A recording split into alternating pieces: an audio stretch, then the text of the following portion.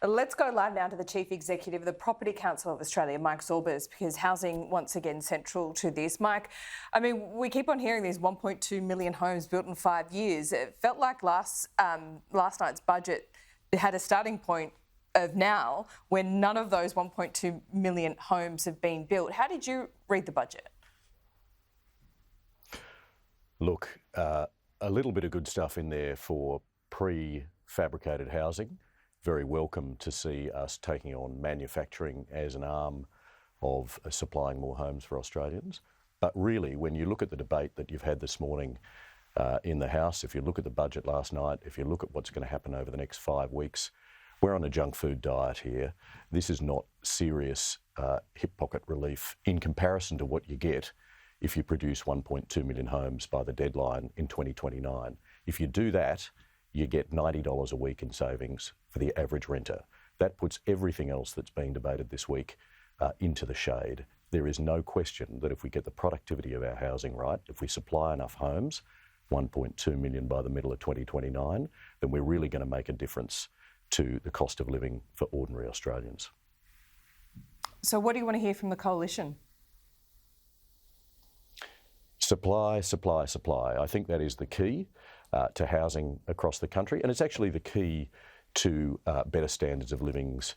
When you think about more shopping centres, more industrial parks, we need to have the opportunities, we need to have the investment in our cities that makes quality of life central for people around the country, and we also need to make that housing more affordable. The only way to do that is to increase the number of homes that we supply. That means more planning reform of the type that has been so welcome over the last couple of years and that the government has incentivised, but we need to increase the size of those incentives. Bran was talking about productivity before.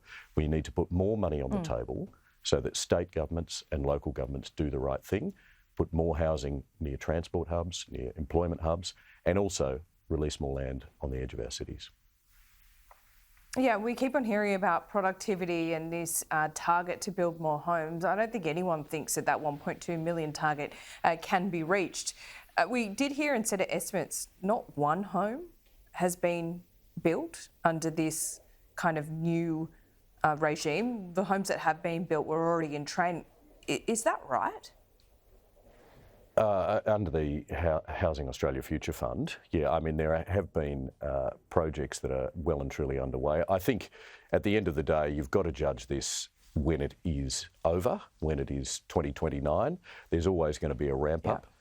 And frankly, you know, as I've said to you, we need to get more government money on the table to get this done. The amount of money that is being spent at the moment out of the federal budget is still comparatively low, yet it is higher than it has been for the last 30 years. You are not going to fix a 30-year-long problem in anything under 5 or 10 years.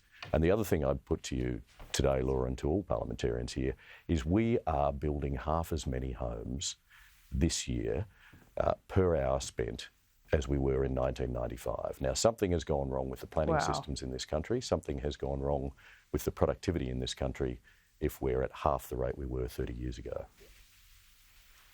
1995, really? That should shock anyone. That's the Productivity Commission's report from 6 weeks ago. Danielle Wood on the record belling the cat there. So all the conversations we're having in the budget at the moment, they're very useful. But again, if you think about the quantum of saving for a renter or a buyer, when you hit those targets, $90 a week for your average renter across Australia, if you hit those very welcome 1.2 million targets, and we can do it. We just need to really focus on that. So hopefully once the election dust settles, the next parliament will settle in for that.